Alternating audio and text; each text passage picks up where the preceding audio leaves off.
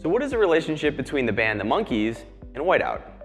So whiteout was actually invented by a lady named Betty Nesmith Graham in the 1950s. She was a typist, and a pretty bad one. Back in the day, when you used a typewriter, there wasn't a backspace or delete button. There simply was no way to correct your mistakes. One day, Betty was looking out of her window and saw a man painting a sign in a storefront.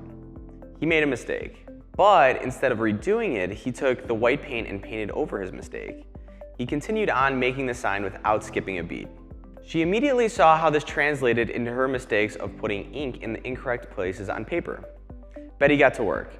She got some water-based tempera white paint and mixed it up in a blender in her kitchen. After bottling it up, she brought her solution with a small paintbrush to her office the next day. Just like the man with the sign, she painted white over her mistakes on her paper. This was the birth of what was originally called mistake out.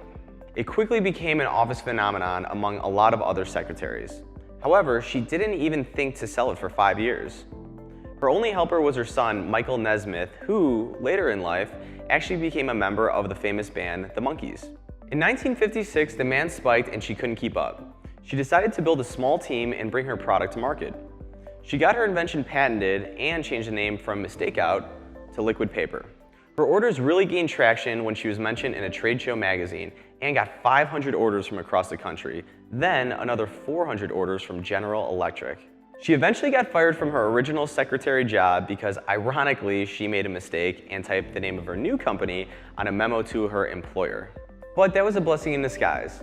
She focused all of her energy on liquid paper, and in 1979, Graham sold her company to the Gillette Corporation for $48 million.